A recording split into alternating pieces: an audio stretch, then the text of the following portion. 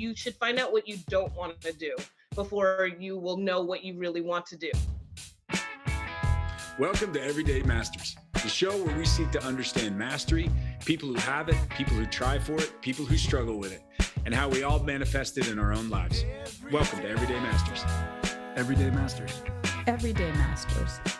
Everyday Masters. Everyday Masters. Everyday Masters. Everyday Masters. Everyday Masters.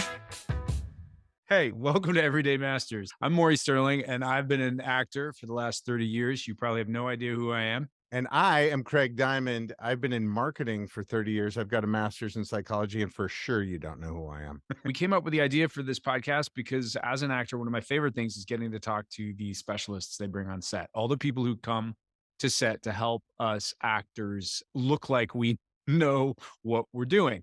And for me, I've always considered myself to be a jack of all trades, but master of none. I'm pretty good at a decent amount of things, but not a master at any of them.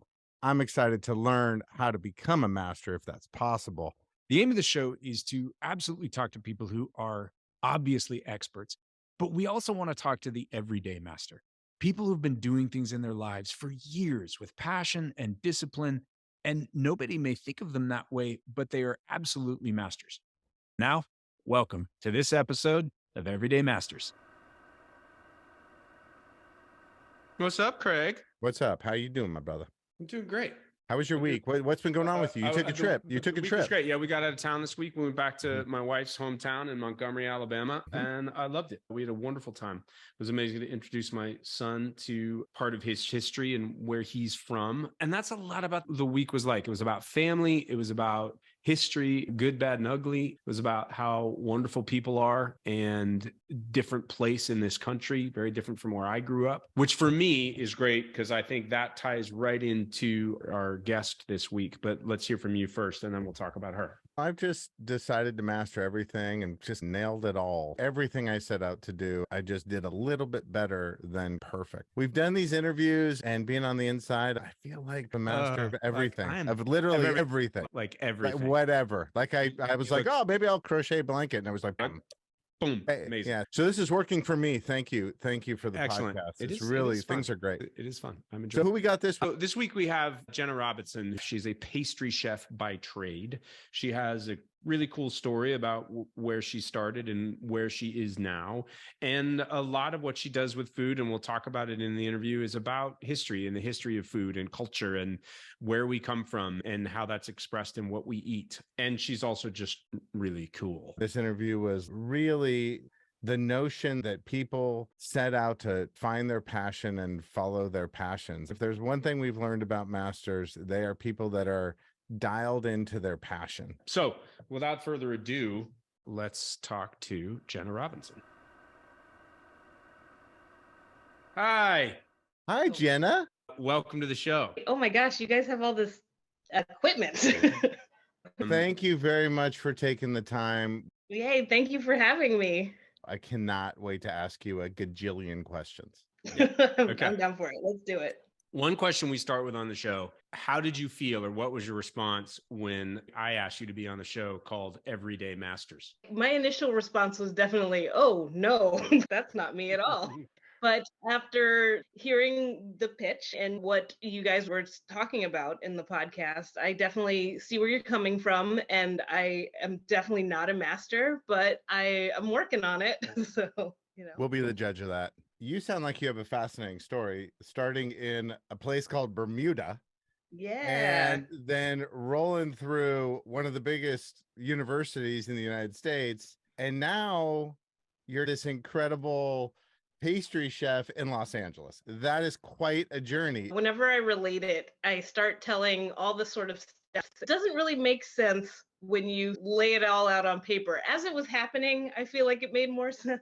Yes, I was born and raised in Bermuda. My mom is American, my father is Bermudian, and they were always big on education and get where you're going, but use what you have intelligence-wise to get you those steps that will allow your foot in the door wherever you're going. They were very much, you're going to college, you have no choice over this. And so I did have the opportunity to go to a very good university, and I took it. And California was very much, I was looking at other schools and a bunch of them had snow, and that was just not on the table for a small island girl. It was one of those things where you go to the university like that and there's this sort of expectation that you will become a titan of industry or sort of doctor, lawyer, all those things. My parents were both lawyers, so there was always that sort of, oh, that's clearly where you guys will be headed. But one thing that they always said was do what you want to do. Research your passions and find out what you're curious about. One thing with my dad in particular, he went into law to support his family, but his interest was always marine biology. And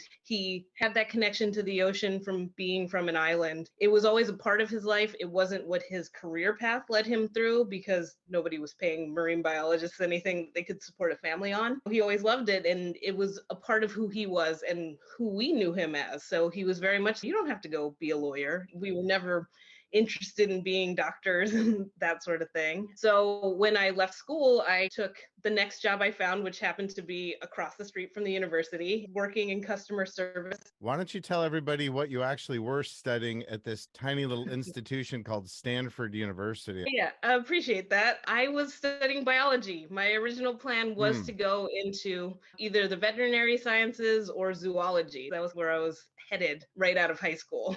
Got it. Was cooking, was pastry, were desserts, was that on your radar at all at that point? No, my mom's family is originally from Georgia. And so there's always been Southern hospitality slash, I'm going to feed you instinct. And there were always cakes around and people were baking. And like my mom loves to cook and that sort of thing. So it was always a part of my life, but I never looked at it as a career path because in Bermuda, it's just not a thing that people do. So you go across the street, you start working in customer service. Yeah. And it was a drag is the best way to put it. It was not a fun experience. I did it for a few years. I was behind a computer typing away, and this is not for me. And a lot of people were saying at the time, you're young, you should find out what you don't want to do before you will know what you really want to do and what That's good. It's great advice. Yeah. After I was like, this is clearly not what I want to do, I moved to Paris with my sister and another friend, another Bermudian friend. And we just kind of lived there for a while, taking classes and trying to learn the language and not just going on vacation, but actually like living in the city. And was that just hey, let's go do something. We need to make a change. We're just going to do this thing. Yeah, it was like everybody was at a different point in their life as far as career wise, but it was a similar instinct to be like, I don't necessarily want to be where I am. So let's try something new. And as Bermudians, we like to travel. It's a very small island. When that instinct hits, especially at a young age, I'm just going to leave sort of thing. That's cool. So you're in Paris. Tell us about the aha moment when you're like, I think I know what I'm going to do. I was taking language lessons. I've always been known to be the one with the sweet tooth in my family. And Paris is amazing for that. It's like the number of bakeries and patisseries just on every corner that smells so good. And like even the ones that aren't trying so hard are just heads and tails above anything you've experienced. Right. And it was just so delicious. Yeah. But I was like, I want to take a class in this. Found a somewhat English speaking culinary school there where I could, because I'm terrible at French, where I could learn.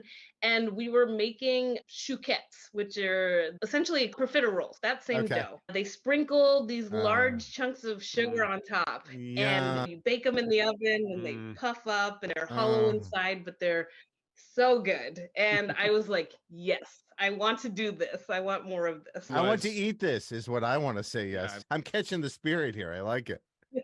You're sounding a little weird, Craig. I'm just saying it's a little. I am a little weird. It's okay. But that really was it. That was like goosebumps moment of I like this. Yeah, I think it was a mixture of things. It was the fact that I made it and I produced something that tasted, I won't say as good as those shops, but it tasted good. And like I watched from start to finish this thing be created. And I knew that I enjoyed it. I gave it to my roommates and they enjoyed it. And I was like, this whole experience was the aha moment, because I was like, not only do I want to do this again, but I want to do this with all the other things, like making the buttercream and making the cakes and all the frosting and all that sort of stuff, having that experience. How do you get from Paris to New York? Ah, And don't say Paris. by plane, Maury. Don't say by plane. Okay, go on. So Paris eventually ended. I did not learn enough French to feel comfortable like living in the Right. country either by myself. And then we ran out of money. So had to come Right. back home for a little bit and actually find a job. But in the course of that, it was like, oh, there are schools in the States that will teach me all of these things and give me that opportunity. There are two schools of thought as far as like getting into the culinary world, I now know. And it's either you just show up at a restaurant door and say, hey, I want to learn from you. I will offer my services and you will pay me what you think. I'll start wherever peeling potatoes. Or you go to culinary school and you come out either with a base of knowledge or at least thinking you have an understanding of the thing and you can enter in that way. So when you're coming back from Paris, were you like dolphins, schmalfins, no more marine biology? You're like, I just want to go jump in the ocean. I'm not going to study it. Like, toast, it's behind me. Yeah, I think, no, I will always love animals and that part of it. But there was an element of while I was taking the courses at the university, I realized that like, it wasn't necessarily for me. It's one of those things where when you were a kid, you're like, I want to be a vet. And Yeah. you get into the actual sort of lab work of it. And a lot of it is, oh, I'm going to cut the head off of this mouse. There is things to be learned from that, and it is part of science. It's a huge part of science. You can't avoid it. I found myself gravitating more to when we were doing labs, and one lab in particular, we were making aspirin. And at the end, they were like, this is chemically the same as aspirin. And I was like, oh, so can we eat it? And the guy was like, no. And now I think back on that and I'm like, yeah, that was probably a bell that I should head towards the baking sciences as opposed to, You'd like your work to be stuff that you can put in your mouth. I understand. I just wanted to try it at the end. And he was like, in theory, it's fine, but don't actually eat it. Are there any questions? Yes. Can you eat it? Go to the French Culinary Institute. That sounds incredibly fancy. Sounds cool. Do you all just stand like with your arms behind you, like in Ratatouille? Like at an about face all day long until somebody yells at you? Or what's it like going there? It was a respected institution in New York for a long time. And they had a really great program where they put you straight in, like from day one. They were like, hey, we're making not just one thing, not a couple things. We're not taking a leisurely pace. We're going to show you a bunch of things. You are going to make every single one of them, whether you understand it or not. And we're going to be going at the clip and pace that you will expect from working in a restaurant. Can you specialize in different things? Are there different tracks or something? Or how does that work? So there is savory cooking, which speaks for itself. And then there's pastry, where you focus on desserts and all the sweets. And then there's bread baking. And those are the three tracks that you can follow. And within them, there are specializations that you can then learn more about. I went with pastry. I knew pastry. I was going to be pastry all the way. Pastry all the way. Pastry all the way. So you come out, what were you thinking? Are you like, I'm just going to go get the coolest job I can get? Or what's your first step? I came out and I was like, I want to do as much as I can. And the thing is, restaurants are what give you that opportunity, because you're not just making cakes, you're making all sorts of different desserts that, may contain flour or not. You sometimes cook some bread, you work with chocolate, you will do a variety of things. As an actor, I know to go get a job, I audition. I come in and I say, here's what I can do. And so what do you, as a pastry chef, how does that work? But do you have to go in and bake and say, here's my creation? Yeah, they have a term for it. It's called a trail or a stage, depending on how fancy and French you want to be. And they used to do it you could do it for a week at a time. But yeah, you come in and you act like you are a member of the team. You do all the things that they tell you what to do, and every sort of task you're given it. And while you're doing it, whoever is in charge of monitoring you is evaluating, not your ability at that point, because a lot of times people come in so fresh and green that they won't know what they're doing and they will need instruction on stuff, but it's your sort of potential and whether or not you understand how to take either criticism or direction.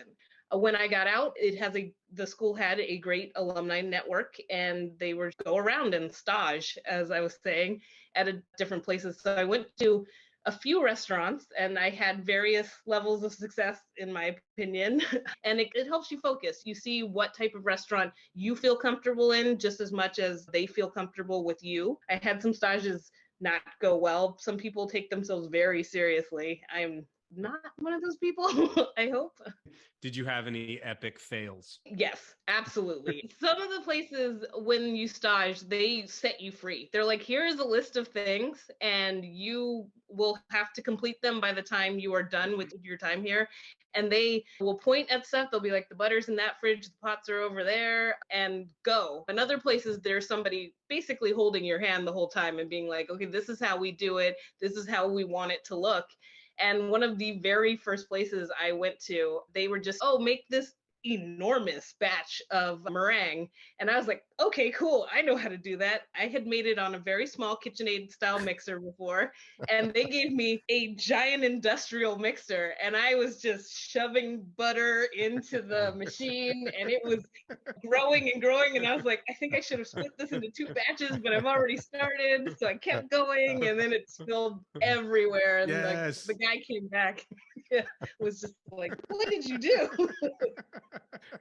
What was the big moment in your professional career when you're like, wow, not only did I make my dream come true, I followed a passion that started in Paris, smelling those delicious things on the corners. Wow, I may actually be pretty good at this. What happened? I eventually did get a job at a Michelin-starred restaurant, Babbo, in the West Village. And I was working under this amazing pastry chef she's a James Beard Award winner. Her name is Jennah Robinson. Unfortunately, she's passed away since, but at the time, she was very instructive. She was a mentor to pretty much everyone who wanted to learn in that kitchen. She was very willing to teach you.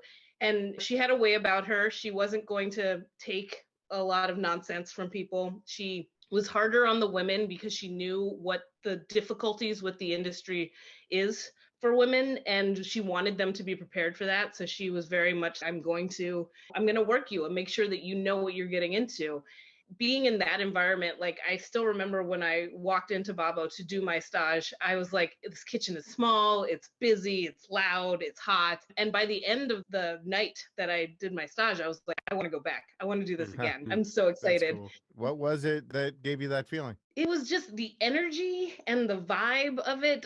I feel like there's a similarity between restaurants and theater because it's a live show. It's a live performance. So every night, even though you are doing essentially the same thing, can be different. Little things can completely throw you off course, and other things you can see the whole team working together, get over what could be a difficult set. And just having that energy and that flow when things are moving and you're putting things out and people are enjoying it and they're having a good time is intoxicating. It's a great feeling. After working there for a few years, they actually trusted me enough to come up with some dessert ideas and menu items. And that the big pastry chef moment when the owner says, hey, we would like you to add a couple of your own pastries, Jennah. What accent is that? I don't know. I'm not sure. It feels like maybe like a spy. I don't know. It's like a By the way, Jennah, I'm owner? not the actor. I'm not the actor, as you can tell. So when we'll figure out who the accent is. But there is an accent. Do it again. Ask the question again. I loved it. So Jennah, it's a restaurant owner. That's the accent. This is the universal restaurant owner voice. Hello, Jennah.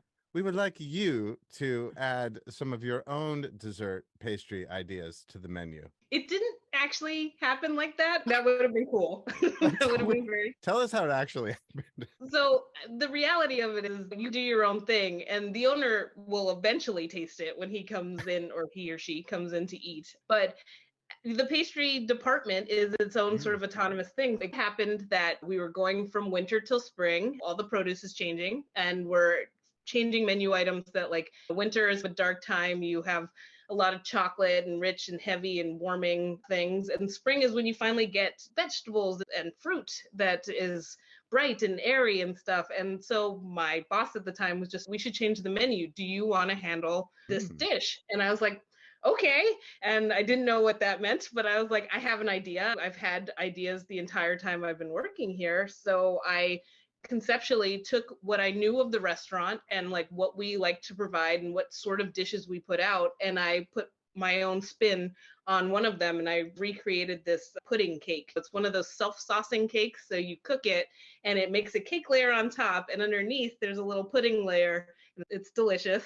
And I came up with all these sort of toppings and sides and everything that go with it, because in pastry and in restaurants, the dish isn't just one thing. It's a whole multiple of components. And yeah, everybody tasted it and they were like, that's really good. Let's go with it. And it was on the menu. And I was like, it's not my dish anymore. It belongs to the restaurant. But that was the first moment I was like, I can be called a chef. I created that. That's Yeah. cool. That's That's such a cool Yeah. moment. You mentioned your mentor was particularly hard on the women in the kitchen. And I Yes. wanted to ask you about that. Again, remember, I know nothing, and our listeners, some of them will not much about this world.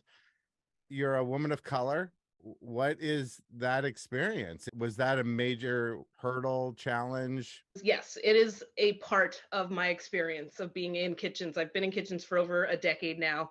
And it's not something that is always so blatant and that you see and you're like, oh, this person is being this way to me because of what I look like. But there are little things. There is this sort of machismo that comes with being in a restaurant. So the knock on you for being a woman, it's weird. There's also a thing with height. If you're not really tall, and the idea of a chef on a cookbook cover where you have a bunch of tattoos and a big knife and you're holding a giant piece of meat or a fish or something, then are you really a real chef and should you be Right. respected? It comes with the territory. You will say things coming from a place of experience and leadership and be like, I am in charge, and you will be ignored. It can be very frustrating, and I've seen different women handle it differently. Some will take the stance to just put their foot down and be like, hey, I am the head chef, you are a cook, and you're going to do what I tell you to. Others manipulate the situation to be more friendly. And it's all personality driven. And whatever personality you think you project in the kitchen is how it tends to play out. I will be very authoritarian. I like to be like, hey, we need to get this thing done. I am the one directing this bus. And so you get on board and let's go, sort of thing. But it is definitely a part of my experience that people like delivery men will walk in and they'll immediately walk past you being me being the head chef, and they'll walk to the next mail that they see and be like, hey, chef, can you sign Right. for this? Yeah, because Right. the assumption is I'm just some Right. lady. Yeah. And just from the outside, but all the shows that have become so popularized and that romanticized version of the head chef, if you will, seems like brutal, hierarchical, rock star, personality driven. Also, it seems I worked in Hollywood in my early years, and it seemed like in a way you can get away with bad behavior in a kitchen that you probably can't that much in a corporate environment. Oh, absolutely. Yeah. There's this sort of idea that is promoted in restaurant kitchens, and people are proud of it. Some wear it as a badge of honor that you have to be this quirky, odd Right. individual. The whole, you don't have to be crazy to work here, but it helps Yeah. mentality. And they use that as a lease to do all manner of things. And you have these a lot of times very young and impressionable cooks who see that behavior, and then they're like, when I'm a head chef, I'm going to do that too, because this is how and it's a knock-on effect that it keeps perpetuating itself. And I only think recently, with everything that's been going on in the climate of society, have people said, enough, this is Good. not how we should act. It is a corporate environment in many situations. You Right. cannot act like this. And the yelly, throwy, angry chef has, I'd say, somewhat diminished, but it is still a huge part of it's what draws people to it. They like Huh. that sort of thing. It's weird that's part of the shtick to me. Yeah. We Yeah. had, when I was growing up, we had the yelly, throwy kind of movie producer was like interesting, or like you're saying, somehow it was okay. You know, that guy could throw it. That guy could throw a stapler at your head. You're like, oh, okay, cool. I'm pretty good left to, you know what I mean? I can only imagine the pressure and speed of working in a kitchen, and especially a Michelin star kitchen where mistakes are not acceptable. Yes. And the demand of that. And I can see how, as a leader, you're going to say, screw it. It's either my way or the highway. We got to get this done. And we got to get it done. But yeah, interesting to create a new environment where you're still as productive and still as professional, but you don't need to be throwing knives. The idea that the only way to produce good food is by screaming and demeaning your cooks is completely wrong. I've worked in a lot of different kitchen environments. Some have been that sort of style of yelly and screamy. And it's never really gotten to me in the sense that having the background that I do, I've had the backup of being like, if I don't like this, I can walk away. You never felt trapped in the kitchen. You felt, I have a line. I got my own personal line. If somebody crosses it, I'll move on. Yeah, that is very much the case. And there are a lot of cooks who don't have that. They need the jobs. This is the one job that they think they can get. It was very much, oh, you should feel honored to be here so I can treat you like dirt. Right. And you should say, thank you, give me more. I was there for 6 years and I rose to the level of sous chef. When Jennah took a turn health-wise, she stepped down as the executive pastry chef. The sous chef at the time, Rebecca DeAngelis, became the head chef and I became her sous chef. Eventually, New York can wear on you the hours, the just like lifestyle. Like, let's go back to California. I love California. So I left in 2018 and started at Salt and Straw, the ice cream company. Went to work at their manufacturing plant. So I was still doing baking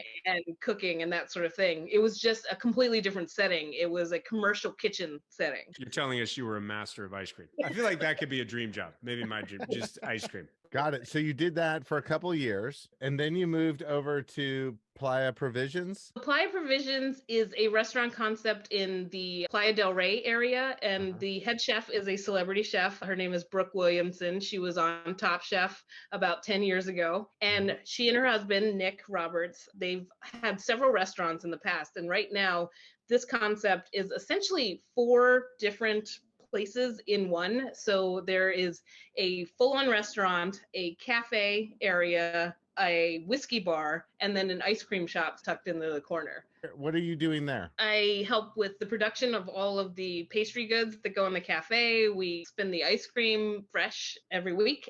We also do dinner service. We have a full dinner menu that we make all the pastries for and all the components and everything like that. What about working with all these celebrities? That's cool, right? Is it exciting? Is it stressful? Yeah, it is all of the above. There was no intentionality to it. When I took the job at Babbo back in New York, I had heard of the pastry chef. I didn't done my research for her and I was very excited.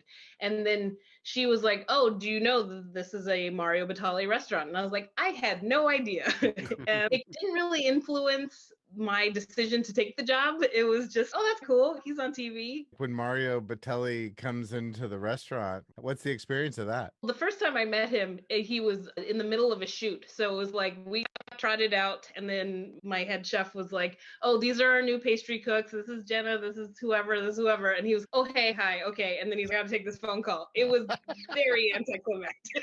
Okay.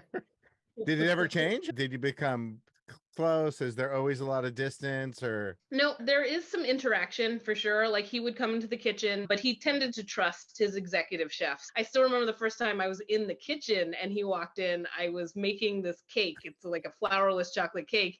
And I was about to pipe it into these little cake molds. And he walked in and everybody started freaking out. And I was holding this bag of chocolate and I was like, knowing me, I'm going to spill this all over myself. And then I was like, oh, but if I stop and I wait for him to leave, the air is going to fall out of this cake. It's not going to be good or whatever. So I was like, do your job is essentially what I told myself. Nice. And but admit it, were you starstruck? Yeah. How could you not be? Right. Yeah. That's the cool part. It's a deal. Yeah. I know that's one of my questions for Craig's kind of getting at it. What you may not think of yourself as a master, but you've been working in environments with people who I would think do, or maybe if they don't think that they're in that territory of high level celebrity chef. And even you can't just be a celebrity chef. It's not empty. You have to know what you're doing. You still have to have the restaurant. It's not just a title. You got to be doing it. And so you've been around those people. What did you take from that? And what did you learn in that environment? I have been around several celebrity chefs in my time. And there is this cock of the walk ethos that they have, the ego that they carry, and they can back it up is a lot of the cases. Whether it's founded or not, that we give so much power and whatever to these celebrities. Like a lot of times, what they do very well. You definitely see there's a confidence in it. And they still have questions. Like they still will sometimes be like, I don't know about this cut of meat, or I like this sauce, but I think it might be too loose. And you see their thought process and how they work through a problem, and they don't quit. They seek perfection, even though it is virtually impossible with food in particular. And it's something to aspire to, for sure. What do you think are the 3 keys to mastery? Ooh, curiosity, attention to detail, and I also feel like consistency is a thing in, at least in food, that I always like to say when people are like, what's it like to be a professional chef? What's the distinction between that and a home chef? And I'm always like, it's not really that you're necessarily better. It's that you're consistent from day to day. Like a home chef will make a dish once and they'll be like, oh, that was good. And then they may trot it out every year or so. But when you're working in a restaurant, you have to make that dish every single day. And you have to make it the same way, because different people are going to want to have that same experience that somebody raved about. I've been to restaurants where you order your thing and then you go back 6 months later and it's different. And like something happened, like they didn't want to spend money on an ingredient, or who knows what, or it's a new chef or something, and it's a real bummer. And I'll stop going. I won't. Yeah, and it can be as simple as from a Monday to a Thursday, you have a different cook doing it. And the cook on Monday is the sort of B team guy, and he doesn't really care, or she. And the Thursday cook is the one who's, I really like this dish and I'm going to do it well every single time. And that can make or break a restaurant. So having the right people where you can see that they will take the time to do the job well every time is a huge part of becoming a master in that sort of one aspect of the field. That's beautiful. That is beautiful. And I'm not just saying that because you said it. You are. No, I'm it's not. Okay. No, I was going to say it too. You just said it first, but I was thinking it before you said it. So first got there first. But I feel like we've done a lot of the story to get to where you are now. I loved what you said of just a guiding thing of knowing what you don't want, which I can also imagine informs your cooking, right? Because you're constantly tasting and going, no, not that. And just as a principle of living, that's going to guide you to the sweet spot. No pun intended after the fact. Pretty good. But I know, so I'm going to jump to, because I have multiple questions, but one I want to jump to. Are you going to get to the question, or are you just going to do the setup? I think for a guy who doesn't stick the landing, I feel like I've been pretty clear in my build up to the question. Yeah, this is very common. It's okay. This is very common. He warms himself up. He'll get there. Go ahead. This is one of my favorite parts of what we do. Okay, go on, Maury. So one thing, and I know this because you and Allie have worked on this, and I think of this as your passion, and so correct me if I'm wrong, but talk to us about food waste. Sure. I definitely think it is a passion of mine. And the more I research it, the more interesting I find it. Is just that food waste, for those who don't know, is how the food that you eat gets to you, essentially. And a lot of people ignore it. You go to a grocery store and it's there in a package and you're like, cool, I understand how this works, but there's so much more detail to it than that. Like, why is it that in the South, coconut praline cakes are so prevalent? Like, why is that? Where did the coconuts come from? They don't tend to readily grow in the south of North America. And I think understanding where your food comes from on a global scale kind of informs how you see the world interacting. And there's so much to it, and it gives you an appreciation for where things come from. And yes, we live in a global market now where at any time, if I want a pineapple, I can go get a pineapple. There's this great story in one of these books that I've been reading where they explain that the reason Cornish pasties, do you guys know what Cornish pasties are? I do not. No, it's basically a little hand pie, usually stuffed with meat and some sort of vegetable, and we'll have potatoes in it. But the hand pie itself, think of like a hot pocket, but a I little do know bit what a hot fancier. pocket is. Cool. Yeah, they originate from Cornwall in England, and they're usually a bright orangey yellow color. Never thought about it. You see them also like you have Jamaican beef patties similarly. And I was reading this book and they were talking about how Cornwall in Britain was a huge seafaring port throughout history, and they used to import saffron from Spain there, and like because the saffron was being imported through there and then distributed out through the British Empire, they used it in their baked goods, and they were like, hey, it turns everything this yellow color, let's do this. And it became this sort of staple that nobody thinks about anymore. But it's this really cool sort of connection that you have between your food and where it comes from and why things are the way they are. So history. So is your interest in this around things like that, if you will, like the history of food? Is it around the history of food? Is it around the cultural story of food? As somebody who's just learning about this today for the first time, what would you hope, what's out there for me if I were to get into this? For me, it is definitely the history and the cultural story. I think those things are entwined to one another. I used to always say that if I went back to school, I would probably become a cultural and social anthropologist instead of a biologist, because understanding how the ways people and food interact is a huge part of our culture. A lot of people will speak to their culture through what they eat. They'll be like, this is a dish that reminds me of home.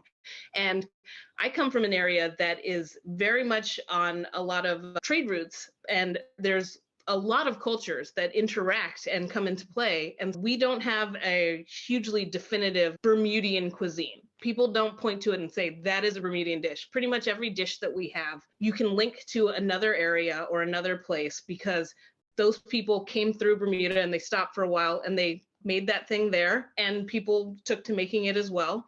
And now it is a part of who we are. So it is, but it also is someone else's food. For me, I find it really interesting because then the idea of fusion and creating these sort of mixed ingredient meals is a huge part of who I am. Like, we have dark and stormies, which we call our national drink, but you can find them all over the Caribbean. Everybody in Bermuda will eat codfish and potatoes, but that is clearly something that came over from the UK.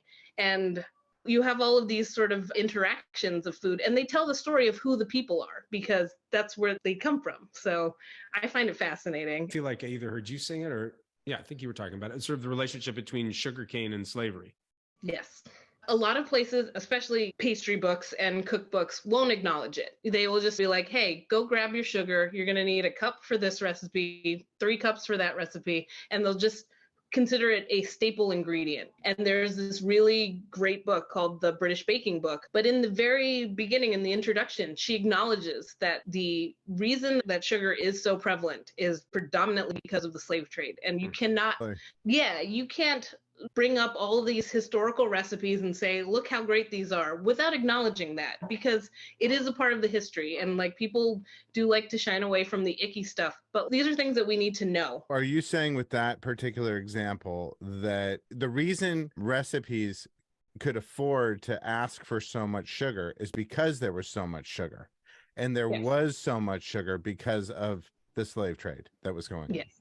Yeah, it's a very interconnected thing. Got it. It's like, this is the reason why there's such an abundance of sugar, and you can have a cup here and a cup there. That's the story behind it. Wow, I never knew that. That's incredible. Are you still seeking the perfect dessert? Are you constantly fiddling and playing with and creating? Always. We always say there's a couple of things that come out in pastry where perfection is not possible, but it's worth trying for it anyway.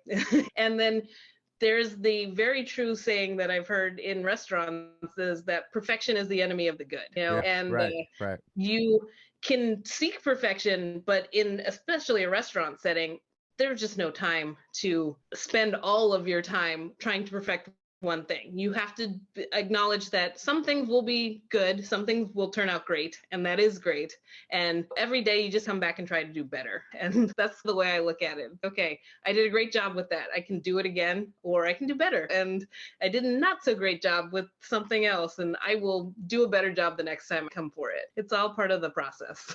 If you could make your new best friends, Maury and Craig, one pastry from your entire life of pastry making right now, what would you make that would blow our socks?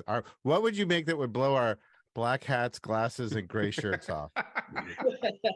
For the listeners, Maury and I today, for some reason, both have a black hat, both have black glasses, and have gray shirts. I get asked this question a lot, and I never know what the right answer is. There are so many things that I love and that are technically complicated, and then I put them in front of somebody and they're like, it's good. And then I make a meringue and they're like, oh my gosh, this is amazing. Yeah, so it's very subjective, the whole experience. I was going to ask you a follow-up. I had that down there. I feel like I grew up, I think my family, it's like comfort food. It's talking about cultural. It's like Jewish cultural LA kind of, it was like casseroles and meatloafs and stuff like that. It was like, I'm a very much a comfort food guy. And I've realized as I grew up, I don't think I have that sophisticated of a palate. And I tend to get a little bit intimidated by a complicated menu and tend to feel more at home in comfort land. And so when you're being you, do you like think, oh, I hope people like Maury and Allie go to the restaurant because they really get it. And Craig, that guy, he just wants a meatloaf sandwich. Are you like trying to appeal to everyone, or like you just said, are you trying to appeal to a sophisticated palate? I think you have the opportunity to do both. You look at a lot of dessert menus and you'll see that they will hit several points. There will always be a chocolate cake of some kind because that appeals to the comfort. There's usually some sort of creme brulee-esque thing because people like to do the tap on the sugar. And then, yeah, there's something with fruit. And a lot of places, they'll have those staples. They'll have the things that pay the bills. And then somewhere on the menu, they'll have the outrageous thing, the thing that not everybody will order, not everybody will like. You'll hit that one person and they'll be like, wow, this is amazing. I didn't know that this could be done. And if you have a place that has the leeway to be able to do that, it's great because you can be inventive, you can be creative, you can be curious and do something that people aren't expecting. And the thing that is a little frustrating and it's not unexpected is that like some people won't try it just because they'll be like, I don't know what this is and I don't know that I'll like it. And that's fair. You're spending your money. You don't want to go and have a meal and be like, I didn't like the last thing I ate. But for some people, taking that chance and taking that leap, they'll have the opportunity to try something that they never would have thought was. So is that what I should take from this? Is that if I go to a restaurant and there's going to have the ones that pay the bills, normally I'm going to go for the chocolate cake because why wouldn't I? And maybe what you're asking me to do is try the thing that I haven't seen before because there's somebody like you back there trying to be creative and trying to put something in front of me that I haven't had before. I would say, yeah. And if it's a place you go to all the time, you don't have to do it all the time, but you've trusted them enough to come back. So trust them to make something that you will be excited by, that will be a little different. And if you don't like it, the chocolate cake's always going to be there. That's the thing about it. That's the thing about chocolate cake. It's always there. It's always there. What's the advice you would give to somebody else who's trying to not just find their way in baking and pastry or the cooking world, but just in life, trying to find their way in it all? I would say that paying attention to the little things reaps dividends that are unexpected. Sometimes it's very easy to cut corners and gloss over what you think are unimportant details. But if you pay attention to them and you connect them, like it becomes a habit. And it's just a part of how you interact with things. And then you don't think of it as extra work or doing more. It's just part of the process of doing things. I've always had to remind myself, because it's something I do too, where you're just stressed for time or working through something and it's not quite working. It's go back to the foundational basics of it all. Make sure that each and every step is as good as the last and keep moving forward. And it tends to work out.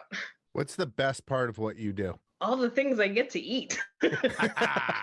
Yeah, that's got to be the best part. Do you ever get bored? Yes, yeah, that's definitely a part of it. I always have to remind myself that there's somebody who is eating this thing for the first time, and it may be a dish that I have made on repeat for months at a time, but it's not necessarily for me. Occasionally you taste it, like you're constantly tasting things and making sure that it tastes right and that it is right. You can definitely reach a level where you're like, yep, it's fine and let's move on. But somebody else hasn't had it before. And to them, it's wow, it's amazing and stuff. So you bear that in mind with your preparation of it so that you can do it. Who are some of the coolest people you have made your delicious pastries for? So we got to do a tasting menu for the former First Lady, Michelle Obama. Wow. And that was awesome.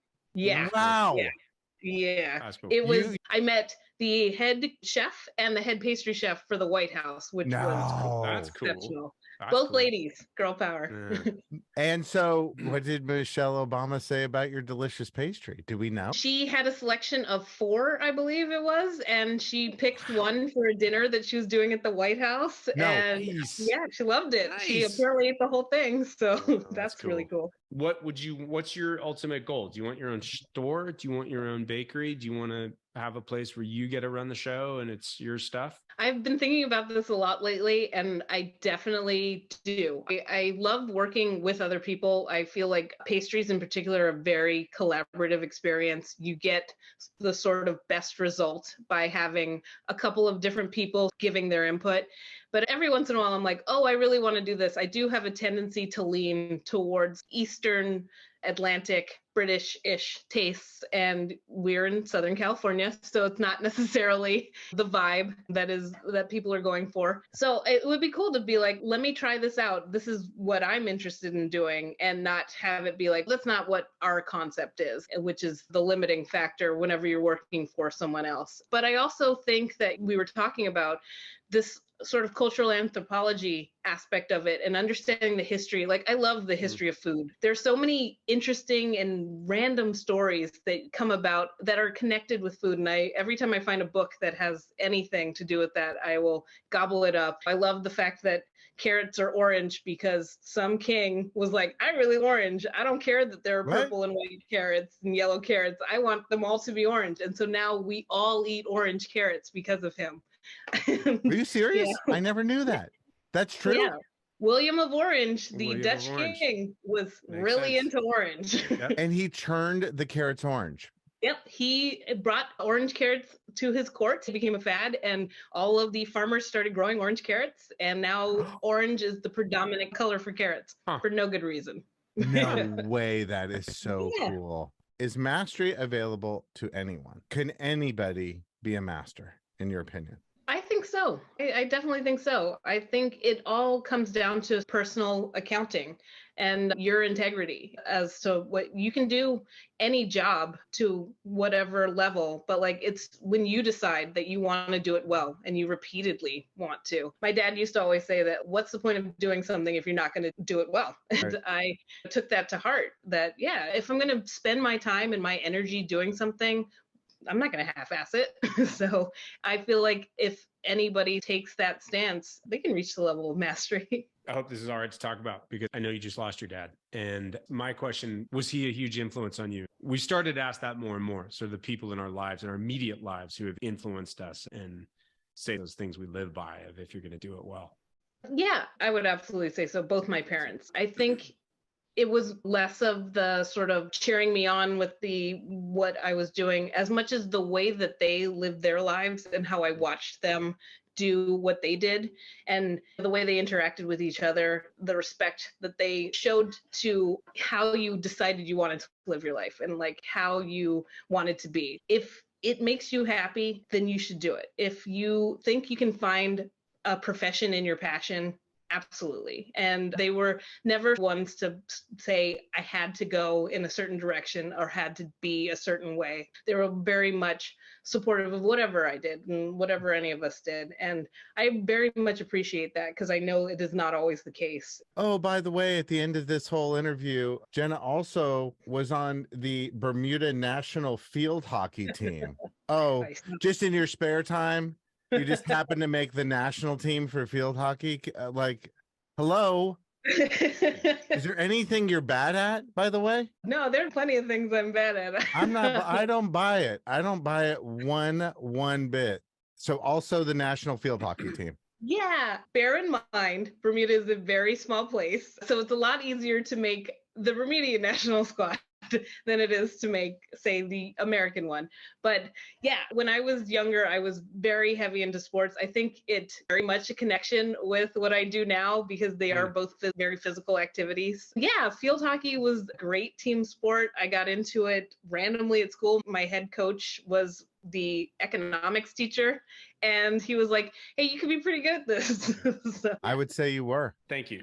yeah. And just so you know, like I think every guest we've had on so far, when we ask them that question about being a master, none of them say, I feel like a master, which in this experiment we're doing is neat, because I'm starting to think that's a part of mastery, is an acceptance of, like you're saying in the kitchen, it's perfection is a great goal, but you may never get there, and that's okay. Reach for it, but find what's good. And that's inclusive in this journey. Such a pleasure to meet you. And I can't wait to hear about what item, when you're in charge, you're going to start throwing at people in the kitchen. I'm just, is it like a mallet or is it like a spoon or something? Because it's such a big part of who you'll be. Aerodynamics. So you hit your target. We really need your image. We got to bump your image up a little bit. Throw something for crying out loud. Jennah do a couple things. She can be really quiet, but I've seen her do a couple things where she's laid down the law just a little bit. And I'm like, I would not mess with her. And she does not need to do much. Yeah, I choose tone over throwing. I'm looking forward to the dessert you create called black hat and glasses. I'm just saying, I'm just throwing it out there. It will definitely have a gray base. Anyways, thank you so much for coming on the show. It's just been an absolute pleasure. Yeah, I love it. I think it's great. Keep up the good work, guys. Jennah, you are a delicious treat. I hope to meet you in person soon. You will. Yeah, for sure. Take care. Take care. Bye-bye. And now it's time for the wrapper-upper. My wrapper-upper, I loved the 3 things of mastery. I just love what we're learning. Curiosity, attention to detail, and consistency. You had one that you were going to save her. You said you had one for number 3. She won about find your passion. I think she is somebody that was encouraged by her parents clearly to I love the line where she said, I think her dad or one of her parents said, go find out what you don't want to do. That's a really great parenting moment. You can't have that one. That's mine. Because I already said it. If I already said it, then it's my wrapper-upper. I said it earlier. No, but you were, I don't know where you were going, but I actually got the words. No, but if you cut me off and then do it, that's called a steal. And then I get it back. And now you have to come up with a new one. All right, go ahead. Take yours. Those are the rules. You didn't read I sent you an email. It had the rules. No, but that's mine. That's the one, is learn what you don't want. Because there's so much, some people are going to follow the guideline of follow your passion. But by finding her passion, by cutting out the excess, she ended up there. And who knew? And that she was willing to try something new, she said, and find out what you don't want. My wrapper-upper, I'm going to take, because it's the first time we've heard it, was consistency. And I admittedly know very little about being a chef or cooking or any of this kind of stuff, which was fascinating. This is really my first truly insider view like this. But the notion that to be truly great, to be a master, is to be able to produce the same high quality result time and time again. I've never thought of that before. And when I think about you as an actor, or Paul with the Mustangs, the idea of being able to deliver each time is a very interesting aspect of mastery that Jennah brought up today. And I've never thought about the boring one. Is a very interesting thing she brought too, because most of our masters have been like, no, I'm never bored ever. And she's basically, I can understand it. She has to make the same thing night in and night out. So the challenge is in making the thing, because she makes it a lot. The challenge is giving somebody their first experience of that thing, even though it's her millionth experience. It's somebody's first. That is a really interesting idea. How you keep the same thing interesting alive night after night actually is the real journey and the richness of it. Somebody who's from Bermuda, amazing parents, national field hockey team, Stanford culinary master, celebrity chef, cooks for Michelle Obama. This is an extraordinary person. This is an extraordinary person, a lovely person, but amazing guest you brought. Yeah. And it's cool that you're almost done with your nasal issue too. Because I mean, you can't, I mean, I know it. I know that you're still having you have a nasal thing, but I don't think she would. I don't think she would know. Thanks everybody for tuning in. Maury, awesome guest, and welcome to that's not, you don't That's the welcome. beginning. You don't welcome at the end. Yeah, welcome if you just joined us, and we'll see you next time. Yeah, no, because you sound. I'm gonna go with stuffed up. Amazing. Are you ever gonna get better, or is this is chronic? This is chronic. And no comment on your eyeballs. Thank God it's audio. You're cutting all of that. I don't know. No, you can end. You can I end. can do whatever I want. I can do whatever I want. All right. On that note, we will see you next time on Everyday Masters. Everyday Masters. Everyday Master. Everyday Masters. Everyday Masters. Everyday Masters. Everyday Masters. Everyday Masters. Everyday Masters.